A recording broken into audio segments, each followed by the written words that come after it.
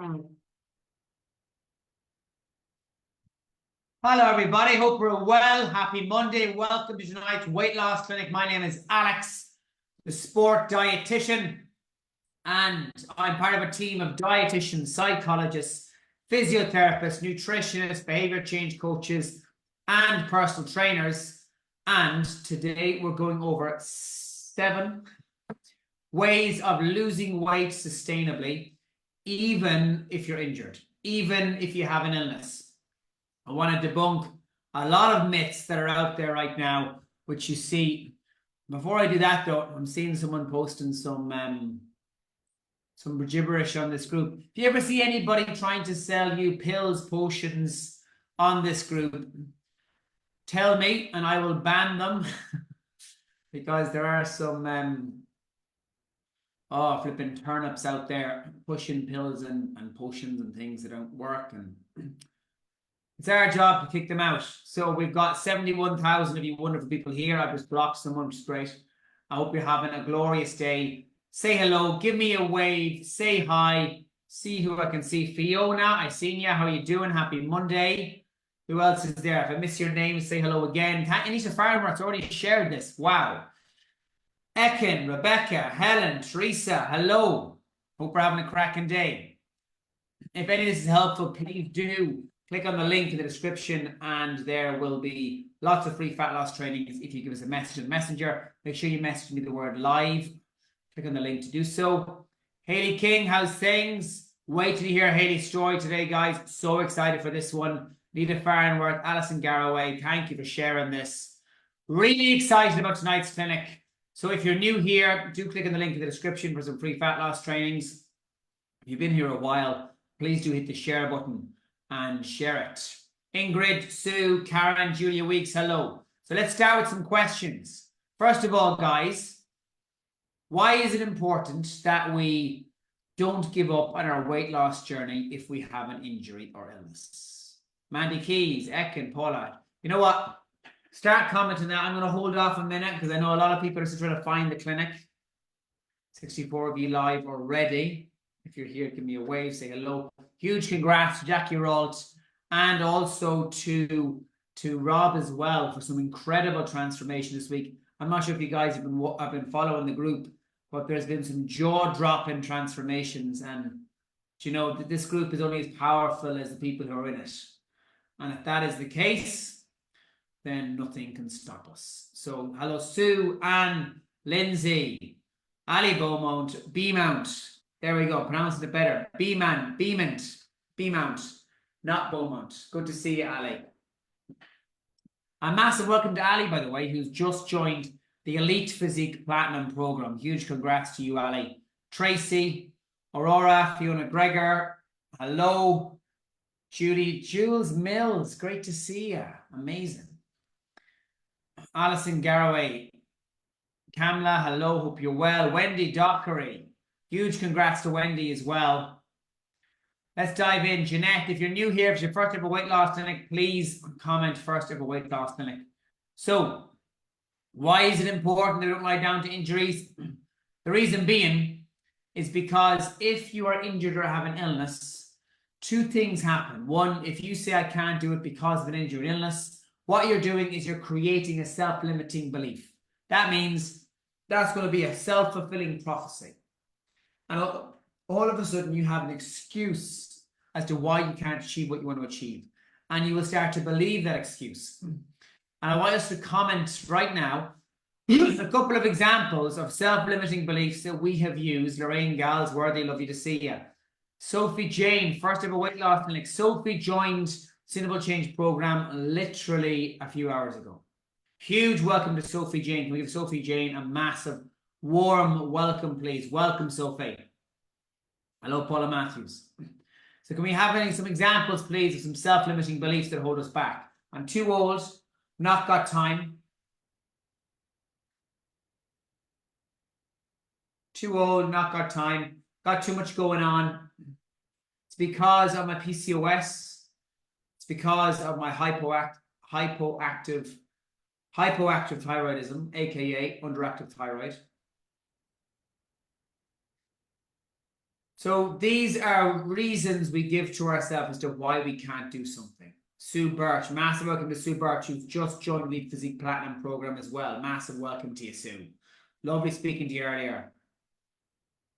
Not fashionable enough to go there. I'm too fat to do that.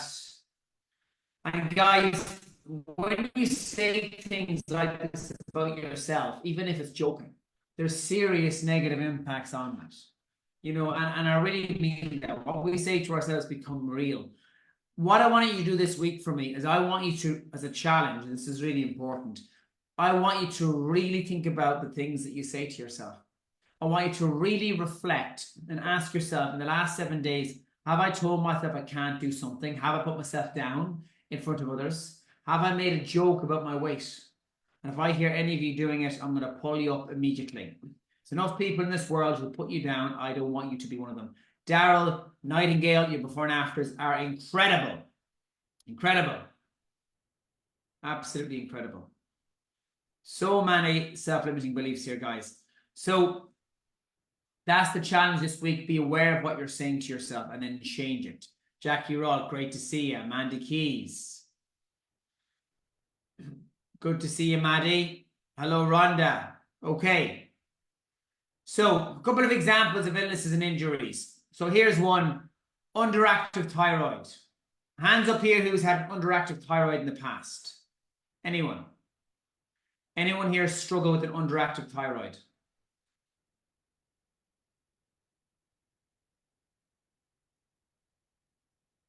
Anyone? Hello, Claire Jalen, Samantha Pout, Julia Weeks, Jules, Leslie, Fiona Gregory. Okay. So, anyone here who's been here for a while, have an underactive thyroid, and has lost weight or lost centimeters? If you have an underactive thyroid and have lost weight in centimeters, I'd like you to share your story underneath. Just 2-3 lines. What have you done? Maybe one line, actually, so people can read it. One reason or one thing you've achieved in spite of an underactive thyroid. And yes, by the way, an underactive thyroid can make it more difficult, but it does not in any way mean it's impossible. That could not be further from the truth. We have had Chris Angel go from a size 18 to a 10 who has PCOS, polycystic ovary syndrome. Another example of something that can make it more challenging to lose weight, but certainly not impossible. Endometriosis, again, can make it challenging. Samantha, oh, I say this again, guys, I missed them. Right, Amanda Bravery, 15 kg down despite underactive thyroid. Fiona Gregory, 2 stone plus gone, size 16 to a 10-12, despite underactive thyroid. Rhonda Rice, only half of thyroid and has lost 4 stone and 5 dresses. Joe Cole, borderline thyroid, regular weight loss. Nessa, fibromyalgia, losing weight is more energy. How many people have said because of their fibro they can't lose weight? Nessa Hubbard, an example of what can be done. If I haven't shouted you out, please repeat what I just said. Repeat what you said. Apologies. Re-comment if I haven't commented. Because these are massive. I can tell you all the science in the world as to why you can't lose weight because, or why it's more difficult to lose weight because of a condition. But right here is the proof. Kata, lower back issues, 4 kg down. What this is doing, it's showcasing what is possible. And it's giving you evidence and proof that these things can happen in spite of underactive thyroids, PCOS, back issues, joint problems. Val Brister, despite severe arthritis, went from a size 20 to a size 8. Size 20 to a size 8. Huge, massive thank you to Leslie Hamilton, Jackie Nimmock, Jackie Rold for sharing tonight's clinic, Deborah Hunt as well, Tracy Hooley, all the regulars, Jennifer Fish. Jennifer, you do this every single week. I'm so grateful. Sue Evans, Nanette, good to see you, Nanette. Okay, slip disc from Andrea, 26 pounds down. Underactive thyroid from Margaret, losing weight. Arthritis, 19 kgs down, Margaret Stone. Sharon Mills, arthritic knees, 22 to a 16 so far. Sharon Miller, that's absolutely incredible. Mel Good, now a size 12, 14, was a 20 in spite of her hernia. Hannah Cullison, type 1 diabetes, menopausal, lost 3 stone. Keep reading, guys. Leslie Atherton have had a stroke, lost mobility in the left side, learned to walk again, lost strength, and was getting tired. That is unbelievable. Absolutely incredible. Lost strength in one side, had a stroke, still lost the weight, still losing the weight. Samantha Powell, 8 kg down so far, 16 to a 12. Jackie Lowe, 24 down to a 2018 so far, despite arthritis. Amanda Powell, arthritis, plantar fasciitis, just joined. Well done, Amanda. Jackie, lupus, lost 8.1 kilograms. Anne McCabe has lost 49 kg, and I missed what you said about your condition, if you can re-comment that. Jennifer Fish, 49 kg. Like that is like losing an American pit bull, like an XL pit bull. It's incredible. Jennifer Fish, arthritis. Deborah Hunt, type 2 diabetic in remission, lost 5 stone. Angie Eggleton, 16 to a 10, didn't lose much weight, went from a 16 to a 10. See that? It's not just about the weight, it's about the body composition. Please keep commenting if I missed this. I'm going to name 3 more. And I'm doing this for a reason, guys. 111 of you live already. These are perfect examples of what is possible and what is doable. And I'm going to give you a couple of ideas and strategies right now that's going to make all of this so much easier if you have got a condition, if you have got a health problem. Anne McCaig, severe arthritis in spine, knees, PCOS, sliding hiatus hernia. Wow, and lost 49 kg in spite of that. Angie Thomason, chronic fatigue, lost 3 stone. Wow. And guys, if I haven't mentioned yet, it's because there's so many comments coming. I'm trying to process it and read it in enough time. You've said also, Deborah Hunt, 22, 24 to a 12. Wow. Jackie Nimmock, 18 to a 16. Fibro, lupus, arthritis. These women, you guys watching this, are absolutely incredible. I don't think I will ever achieve in my life what you guys have achieved. I'm just so genuinely proud of all of you. Like, seriously, you're unstoppable. And what I want those of you who are new in your journey to do is take inspiration from people who have very similar struggles to you, but are losing weight anyway. I'm not going to sit here and say, Jack-year-old, cancer surgery, still lost the weight. Wow. What I'm saying to you is, if it's the start of your journey, and if you have self-doubt, that's normal, completely normal. But the people here are losing weight in spite of that, in spite of the self-doubt. And that is so, so important, by the way.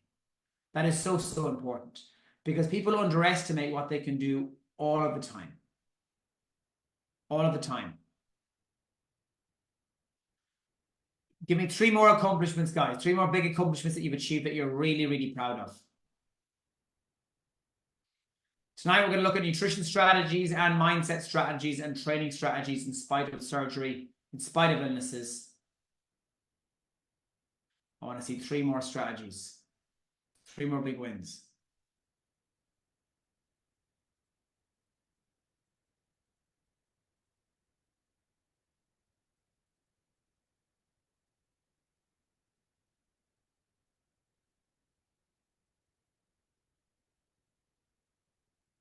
Okay. First strategy, if you have joint problems and you have knee issues right now, what I want you to be aware of is that you're not facing it on your own. Okay, first of all, we've got a full team. We've got a full team of physios, Kathy Pierce, Tristan Sykes. We've got Chris as well. Samantha Powell, from a wheelchair to walking. Reached a healthy BMI this week, Sue Evans. Learned to say no. Look at these wins. Deadlift 80 kg. Guys, I could literally spend the entire hour just going through all of your accomplishments. I mean, seriously. I'm going to try not to, because I want to give people instructional things they can walk away with. But it's just so hard to not get pulled in by these guys, because they're absolutely incredible.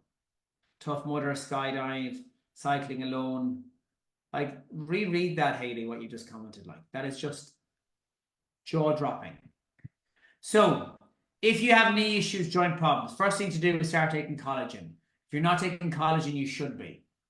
Follow the instructions. Collagen, myprotein.co.uk is a great way of getting it. You can get it in sachets. You can get it in powder. Pill format, you're not going to get enough of it in pills. Don't use pills. Use powder or sachets. Collagen. This would improve your joint health, 100%. Not getting enough protein is another reason as to why people struggle with their joints. Having at least 100 grams of protein a day will protect your joints. And of course, eating healthily will give you more energy. That way you'll sleep better. Who here, hands up, has got more joint pain when they're tired? If we can improve your sleep, we can improve your joint health. Magnesium supplementation. Taking 300 milligrams of magnesium a day will improve your sleep, does improve your joints.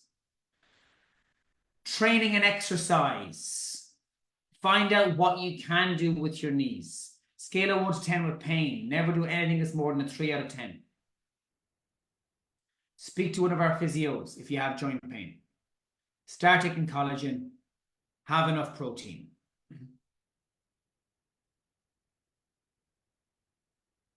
If you have PCOS, ensure that you have fruit or veg with every single meal. Optimizing your macronutrients and your micronutrients in particular will reduce symptoms. If you're struggling with brain fog in terms of the menopause, or if you're struggling with hot flushes, focus on improving your sleeping environment, replace polyester with bamboo. And if you have brain fog, I want you to try and find out when in the day is it happening. Is it correlated with you perhaps skipping meals, having irregular eating patterns? How can you move the most challenging tasks of your day to a time where you have more energy? Any of this helpful? Any of this helpful at all?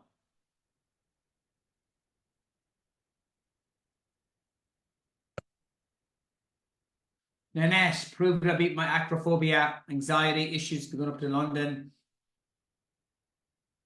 Bank holiday, blood pressure come down. Phenomenal. Phenomenal work. Okay. Now, next thing to do, and I want you guys to be aware of, is that if you have an injury, ask yourself where the injury is. If it's in your ankle, that doesn't mean that you can't find a way. Ask yourself this question, and I want everyone to comment below. But what can I do? What can I do? What can I do? If you've got a bad ankle, you can swim. If you've got a bad ankle, you can do dumbbell work sitting down, shoulders, resistance bands. Hands up here who has a resistance band. Hands up. Hands up here who has a resistance band. If you are in a wheelchair, what else can you do? You can raise your hands above your head. You can do dumbbell work. You can do resistance band work. You can control your fluid intake. You can eat more fruit and veg. What you can also do is you can focus on your sleep. All of these will help, but what can I do? Okay, so this has happened, but what can I do? Okay, so I've got a flat tire. I've got less time for the gym or to work out at home. I've only got 15 minutes rather than an hour. What can I do? What can I do? Loads of hands up. Loads of hands up here. What can I do?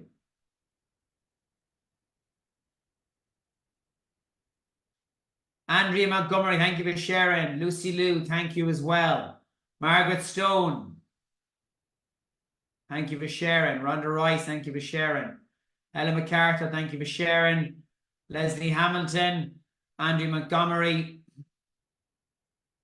There's always something we can do. Because if we lie down to our limitations, we get to keep them. And I want you to write that down. If we lie down to our limitations, we get to keep them.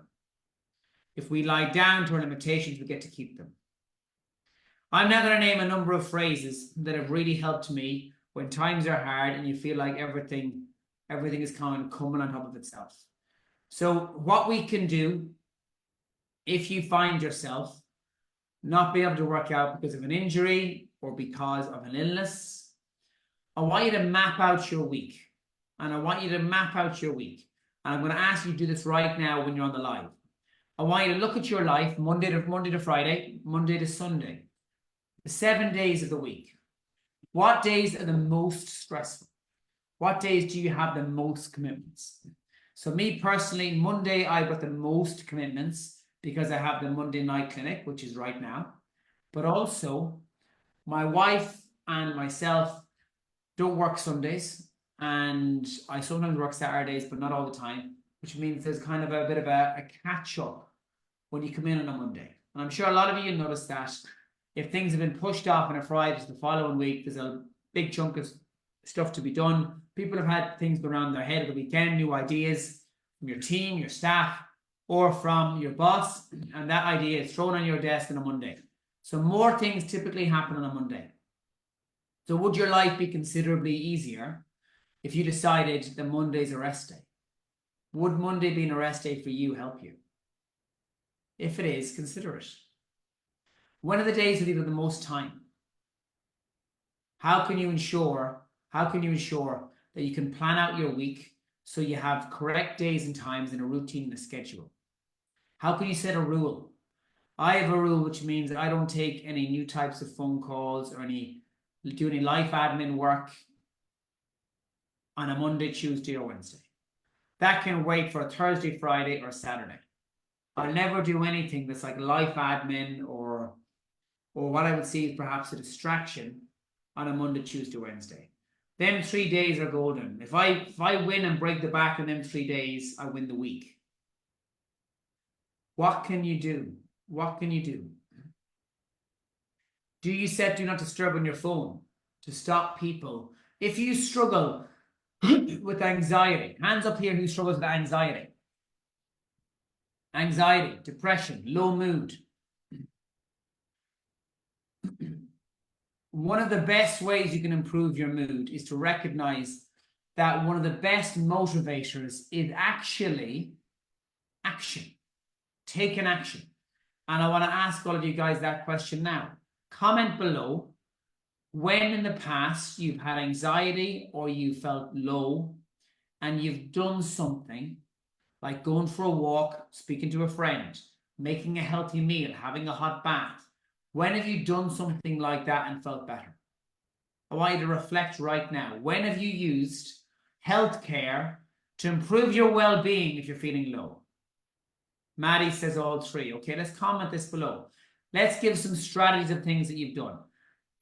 I use breath work a lot. I slow my breathing. Big, deep breaths. Breath work. Box breathing. 4 seconds in, 4 second hold. 4 second out, 4 second hold. I go for a walk, fresh air, listen to birds, listen to music. Spend time with my wife. See my little girl, Sky, who's now 14 months old, would you believe? Saying dada and mama and yeah all the time. Having calls with friends, dancing with kids. Dancing with kids, Sophie, is a game changer, by the way. I'm completely on the same page as you. And I'm so impressed, Sophie, that you're commenting already. You've literally joined a few hours ago. When you said about Jamie going hard on you and you want to go all in, I can see that right now. I can see that right now. I use the Calm app, meditation, breathing.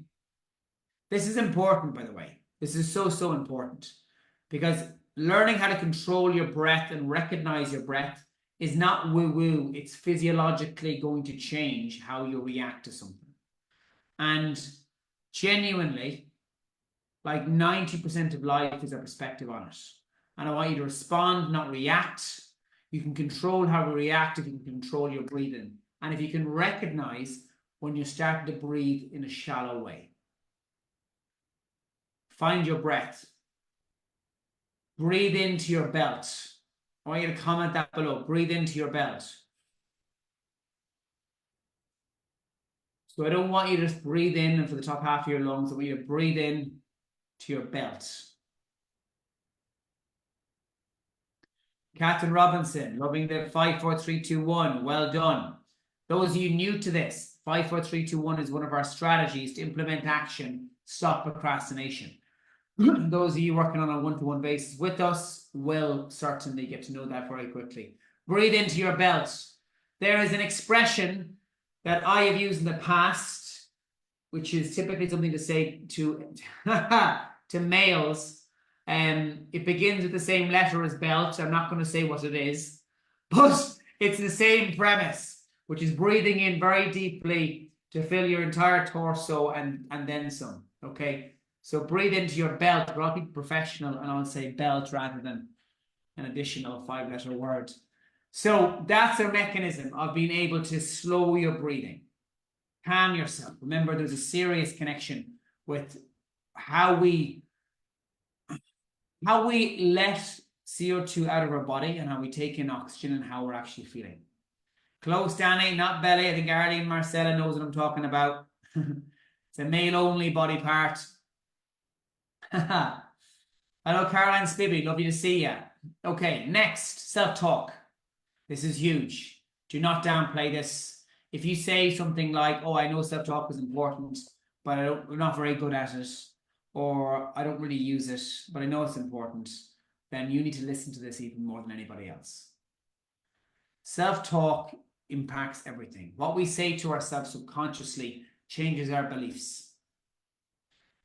What we believe changes how we make decisions.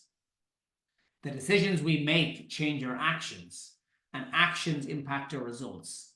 So what you say to yourself literally changes your world. If you always say the world is a really scary place, you will live a life in fear. If you speak and look, genuinely look for the things to be grateful for in life, and you look with a massive perspective of the people out there who have got so little, you will be more grateful for what you have. Self-talk impacts everything. So breathe into your belly, be hyper aware of what you say to yourself. Because you know what? Yes, everyone else is listening. Most importantly, you're listening. You're listening. Kaz Cade down from 24 to an 18, despite 4 autoimmune illnesses. Another example of how us as a team will never lie down to your limitations. Because if we lie down to your limitations, we can't help you. Is any of this helpful, by the way? I'd like you to comment a couple of things that you've taken from tonight's live. Do not go anywhere. We've got an absolute rock star coming on in a moment. Absolute rock star. This week's challenge, I want you to reflect on what you've said to yourself. I physically feel like I'm bleeding if I say something like, I'm not good at that, or I'm really bad at that. Because I know as soon as I've said it, I'm just making it become more and more true. That's something I want all of you guys to be aware of. And that's so, so important. So, so important. Hands up here who's had a doctor tell them in the past because of an illness they'll never be able to lose the weight. Hands up. Hands up here who's had a doctor.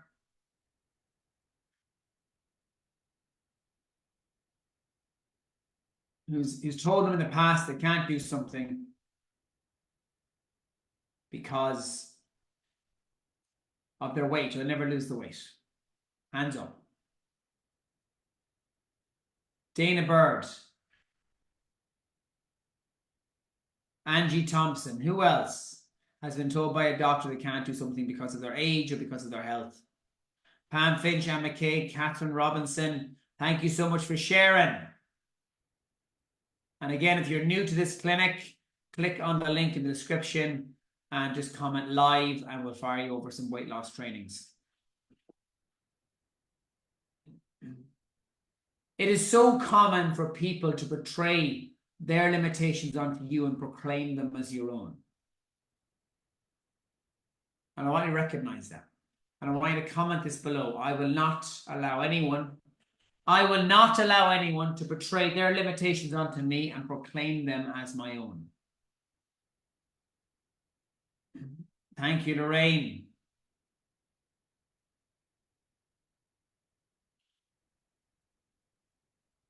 And look, we can't blame doctors for this because I don't think they're trained in that area. They're trained in lots of areas, certainly a lot of areas that are way above my head in terms of healthcare. But when it comes to weight loss, they're not experts, they're not qualified, and they shouldn't be giving advice, which is moving people into something called acceptance. And that tells people that it can't be done. So just, if someone is telling you you can't do something, leave the room, move into a different room, change your friends. This is important. This is really, really important. If you find yourself struggling with something, change how you speak to yourself. So, I can't do it because of my knee. Replace that with, I'm finding this a bit more difficult because of my knee, but what can I do? I've really struggled to lose, I can't lose weight because of my PCOS or my underactive thyroid. I found my PCOS has made it more difficult for me to lose weight sustainably in the past. But I haven't failed. The methodology presented towards me has failed me. I haven't failed. The methodology has failed me. Yes, Philippa. Love that.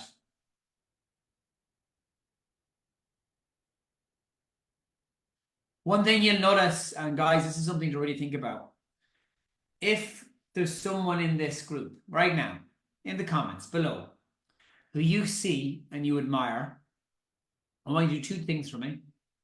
I want you to message them, and I want you to genuinely message them and just congratulate them on being an incredibly inspiring person. I want you to message them, DM them on Messenger, tell them they've inspired you, tell them why.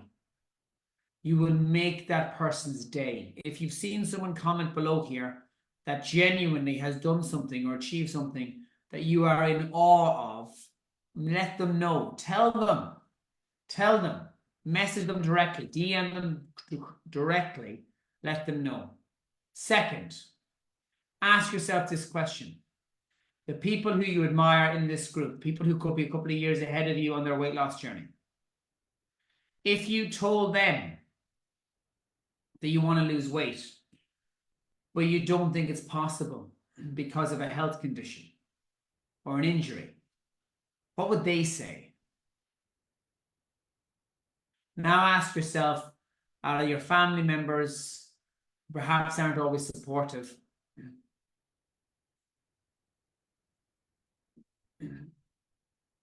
When they say to you, you're not going to lose weight because of X, Y, or Z, what you'll notice is very rarely do you have someone who has achieved what you want to achieve discourage you from achieving your goals. The people who discourage us from achieving our goals are typically the people who haven't accomplished what we want to accomplish. The people who have accomplished what we want to accomplish are the people who will pull you up. So if we're taking that to be true, why do we take advice from people who are not where we want to go? Why do we take advice from people who haven't achieved what we want to achieve? What are the main things you're taking away from that concept? Why don't you comment below? What are the main things that you're taking away from that concept?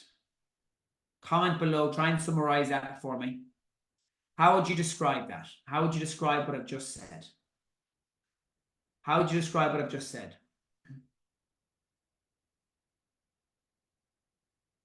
And if someone says you've been trying all your life, don't tell them. Don't tell someone what you intend to do. Instead, show them what you've done. Show someone what you've done rather than, Ingrid, thank you for the lovely comment. Show them. Don't tell them what you're going to do. Show them what you've done. Don't try and persuade anybody of anything. Just show them. Can't argue with evidence. I would say dare to dream as you can lose weight and get healthy one step at a time. Love this. So supportive. My son is even helping me with their exercises. Amazing, Tracy. They know they can't do it, so they think there's no way you will do it. They're affirming you need to stay in your comfort zone. Absolutely, Paula. All these things are true. So be very careful who you take advice from. Make sure it's someone who's either been through it or someone who actually is going to be in your corner.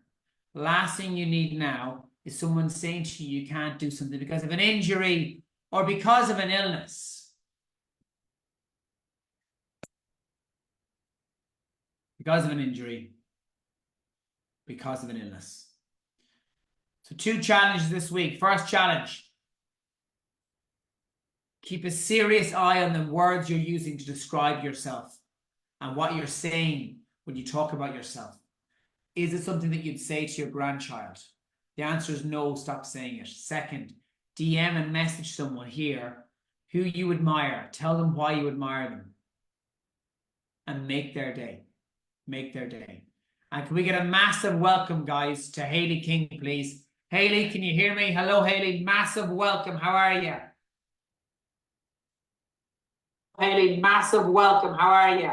Hear me, Sal. How are you doing, Hayley? I'm good, thank you. Hayley, massive welcome. How are you? Hear me, Sal. How are you doing, Hayley? Yeah, I'm good, thank you. Hayley, massive welcome. How are you? I have to get rid of Facebook on your phone or on your computer. Get rid of Facebook when you're on your phone. I'll read out the comments for you. So if you just keep the Zoom open, that'll be grand. Okay. I'll read out the comments for you. So if you just keep the Zoom open, that'll be grand. I feel like I'm talking to my twin. Just keep the Zoom open, that'll be grand. I feel like I'm talking to my twin. Just keep the Zoom open, that'll be grand. I feel like I'm talking to my twin. What I'll do is I'll mute you just for now while we're dealing with the echo. And what I'll do is I'll mute you just for now while we're dealing with sure if I can. There we go, mute for now. Brilliant, Hayley. So whenever you get a chance, if you try and close the Facebook page on your phone or on your computer, and then you'll hear me the once rather than the twice.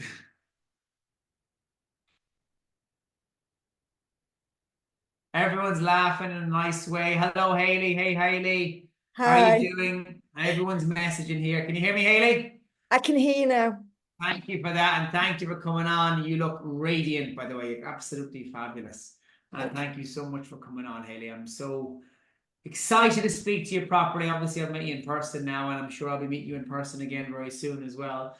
For Tough Mudder, which I can't wait for. Is Sean coming as well? No, I'm bringing Teresa instead. No worries, no worries, no worries. Good stuff. I'll tell Sean I'm asking for him.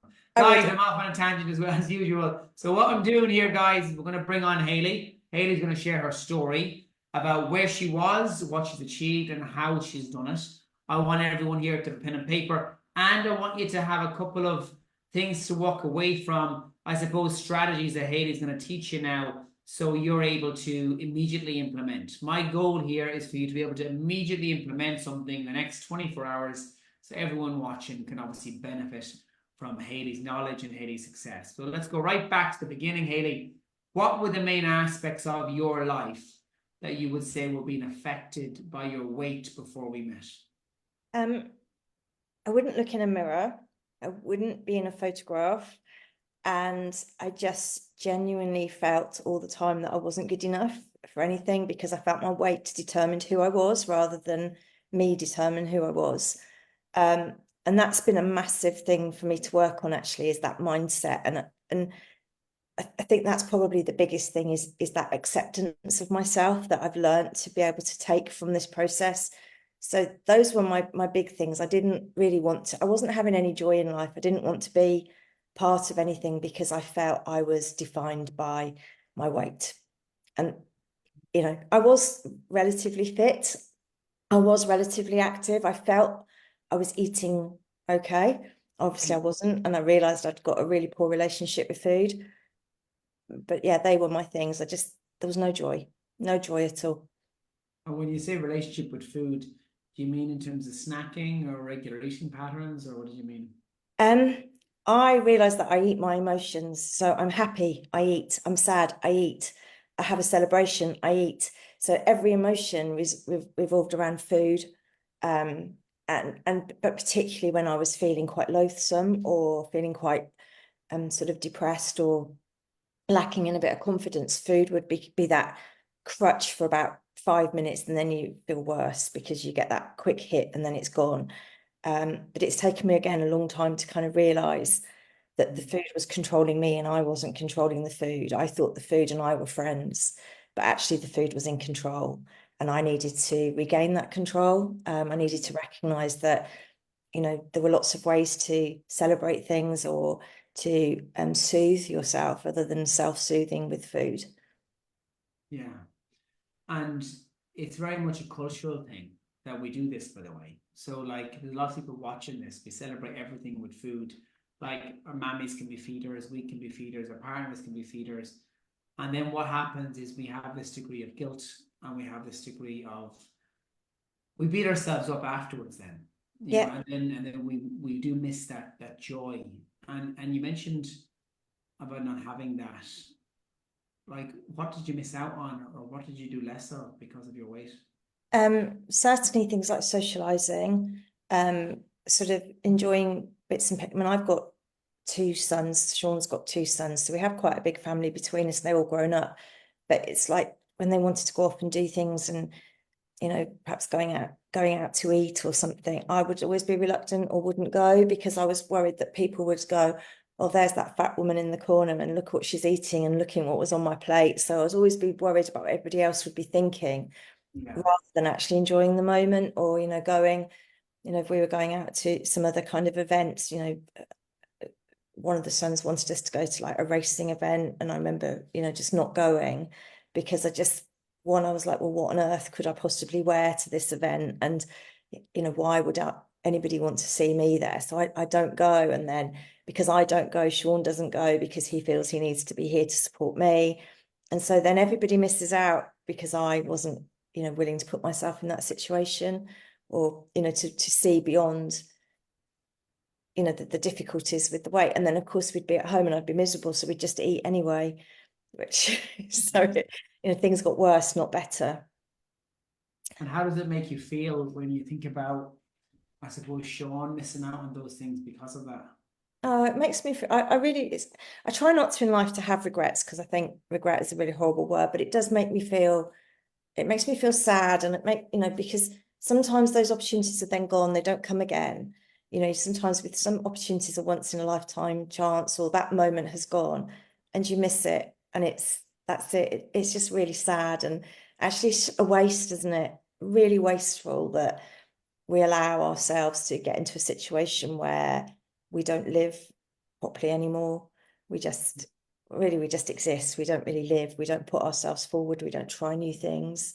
We don't do things with our partners, our families, because of how we feel about ourselves. And it's really sad because I've learned very, you know, quite horribly this year, that life can be taken very, very quickly. And you know, to people still quite young. And I do now believe that every day is precious, and we live each day as if it could be our last, and we enjoy it and we find joy in everything. That's been quite a new revelation for me, but that's how I see it. And I don't want to waste my life being miserable or doing things that don't make me happy. You know, there's far more to life. 100%. And people can coast. And you're right, life is so fragile. You know, it's so fragile. We don't always get second chances either. And like, what was it that made you believe that we could help? I tried loads of things in the past, and you know, I've often spoken to my friends about this, but there was nothing I could ever stick at. Yeah. In part because, you know, I used to feel I hated that things were called sins, or everything, you know, had a point value, and it used to contradict me that, you know, there was something that I would deem as quite healthy, like I don't know, I know you hate them avocado, but I couldn't have that, but yeah, I could have a bit of chocolate because the points or the sins were lower. And you're like, how does that work in life, that you're not teaching me to eat the right things at the right times? And so, you know, none of those worked. But when I looked at the package that comes here, I actually realized that I was going to learn about me, and I was going to learn about why I eat the way that I do and why I was putting on weight, and actually having those tools to be able to address the reasons behind the weight gain, have been what really helped. And that's what kind of stood out. It didn't feel like I was being put on a diet with restrictions. I felt like I was being given a lifestyle, and that's what I call it. I never call it a diet. I have a new lifestyle, and within that lifestyle, I've learned a lot about myself. I've learned a lot about my physical strength, my emotional strength, but I've also learned a lot about which foods are triggers for me. You know, there's certain foods around. I know what I need to keep away, a bit like when you talk about your New York baked cheesecake and that sort of stuff. You know, that it's that you learn those things, but I also learn which things make my body feel better. I mean, I'd craved a Chinese takeaway, and it's not something we used to eat a lot of takeaways. We don't now. And so we had a celebration in the family. We got a Chinese takeaway, and I really didn't enjoy it. And I actually felt really ill afterwards because my body was like saying to me, well, where's the goodness in this? Where, you know, and I actually felt sick. I felt greasy. And it was like, okay, so I've actually scratched that itch, and I know it's not an itch that I'm desperate to go and do again because it didn't give me anything. Whereas in the past, I thought it did, but I've learned now that it doesn't.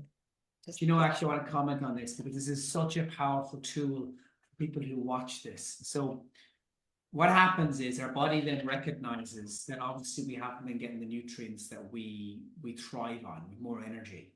So then when we're used to getting more nutrients, we have more of a spring in our step, we have more energy, we're sharper, we make better decisions, we're higher cognitive function, we sleep better.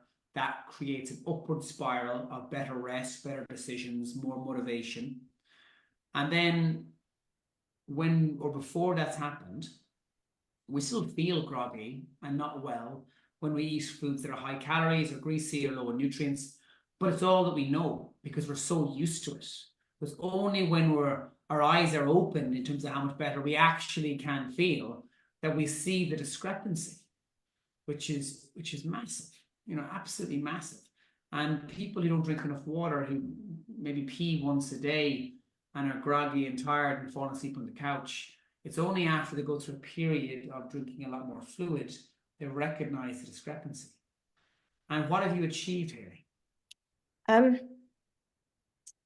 Well, I was a size 20 when I started. I hover between a 12 and a 14 now, depending on what the cut, because I am very much an hourglass. So I have a very small waist and I have much bigger hips. So depending on the cut. Amazing. So, yeah, I'm really pleased with that. I think the thing that I'm most pleased with is that I've lost 33 centimeters off my thighs, which is like, because I hate my legs, because that's where all my weight always goes. So but I've lost 20 odd centimeters off my waist as well, which was always looked comparatively small. I've lost 23 kilograms. It has slowed, my weight loss has slowed down, but my composition hasn't, if that makes sense. I'm losing centimeters in other places, and often I notice it's in the places where I don't measure, and I'll notice that in like, or suddenly I'll put on a dress and it's like, oh, that does that, but I haven't lost any weight and my centimeters haven't moved massively, but suddenly something else fits. So I'm not where I want to be, but I know that I'll get to where I want to be. I don't worry about now getting to where I want to be, because I feel it's just a natural journey for me now. I've really got my head around the fact that weight loss isn't linear.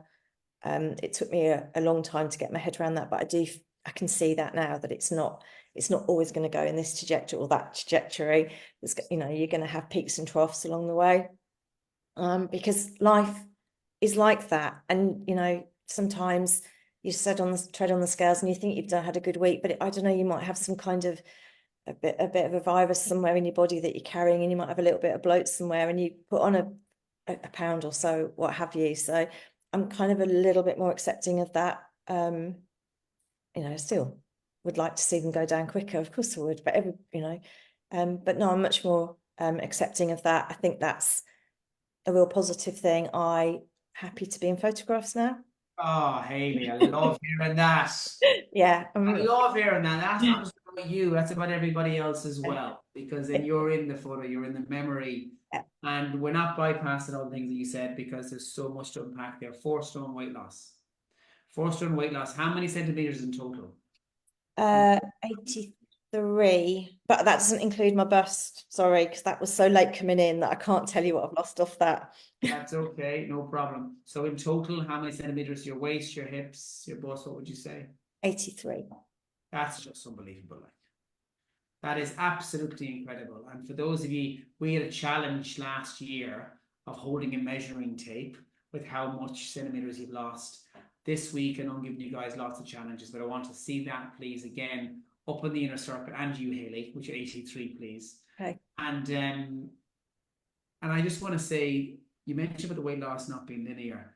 The real thing to unpack there is the fact that the resiliency that you build and the way that you handle adversity, of having a plateau or having the self-awareness to recognize, hang on, the centimeters aren't going down, either is the weight, but this dress fits better. Something is changing. Being able to recognize that is a huge skill set that you have. Being able to not give in and fight through all of the SH1T that you had, especially in the last 6 months, Hayley. Like, that is, I have so much respect for you. Well, I know that I'm sitting here and I'm surviving that because of this. Because one, my coach has been amazing, Michelle, big shout out for Michelle, because she's spent a lot of time looking at, because I've had to make some changes to my diet because, and this is only for me because I have chronic kidney disease, so I don't want anybody else to take this on board, but I can't eat as much protein now because my kidneys can't cope with high levels of protein, and I can't have any artificial protein. So whereas I might have had a bit of protein powder or a protein bar, I can't have those things now, or a yogurt that's got added protein in. So I've had to really look at how I'm putting protein into my diet.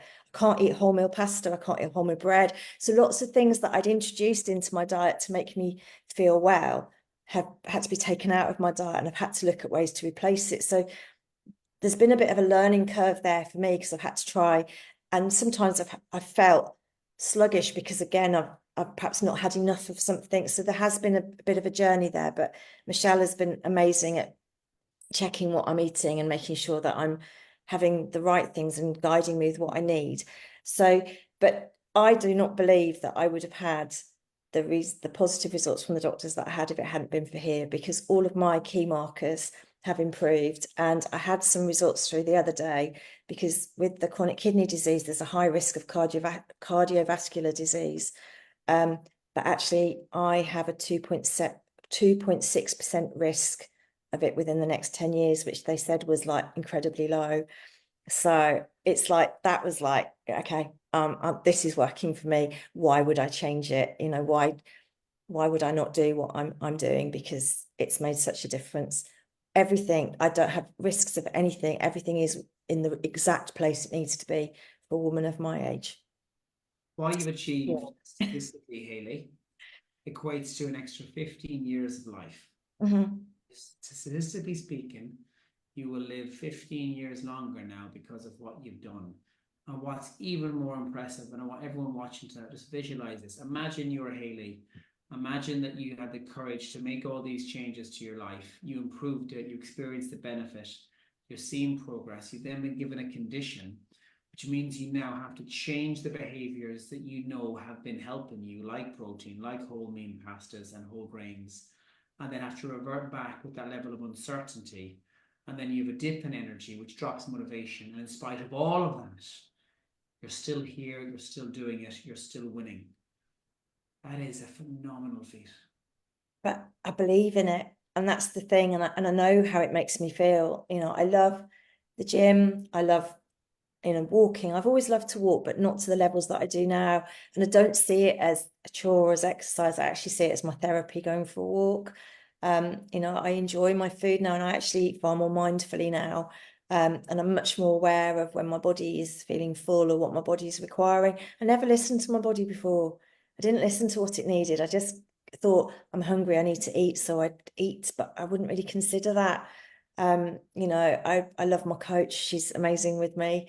And yeah, I can't thank her enough for the support that she gives me and the guidance that she gives me.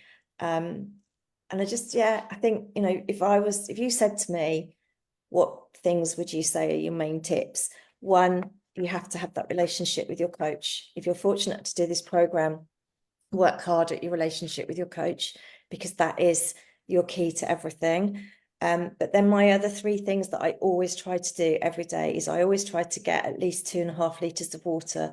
And when the summer comes in, I always try to up that. I always do at least 12,000 steps a day. I don't allow that one to lower for me. And I stick to my calories as within my calories. And they're the three things that I always make sure I do each day. And then anything else is a bonus.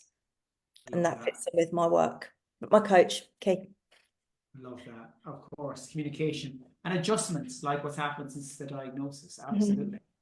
And there are loads of people here who obviously the biggest crippler is fear of failure. People don't doubt us anymore, but they doubt themselves. What would you say to someone who is scared of failing? When I first looked at this, of course I was scared of failure. And I think that's a natural thing. And actually, sometimes it's okay to have a little bit of fear, because it does make you look at yourself and look at what you're doing with open eyes rather than going into something closed. But actually embrace that fear, use it to have some additional energy, use it to be more alert, more aware, and just, go with it. There's so many things in my life I haven't done because I was scared, because I was fearful of what people might think, or what people might say, or how I might look, even though people probably didn't even notice. And yeah, I wish I hadn't now. And so it's embrace the fear, take it and go with it. There's nothing to fear but fear itself. Love that. And the comments here, Hayley, are just amazing. We've got 570. So best of luck, Hayley. So many. Thank you, Hayley. Inspirational, amazing. Love your honesty. And actually, that's something like, it's so courageous of you to come on here and be that open in terms of your condition, and open in terms of your relationship with food, and all of the things that made it hard, because that helps someone more, in my opinion, than just saying what you've achieved. Because you're meeting them where they are. You're humanizing yourself, and you're acknowledging that you had all of these hurdles as well. And Hayley, I just want to thank you. You look radiant. You're a force to be reckoned with. And I want to thank everyone for coming on as well. And seriously, you are such an inspiration, Hayley. And thank you so much. Thank you, everyone. Bye-bye, everybody. Bye. Bye-bye. Bye-bye. Bye-bye.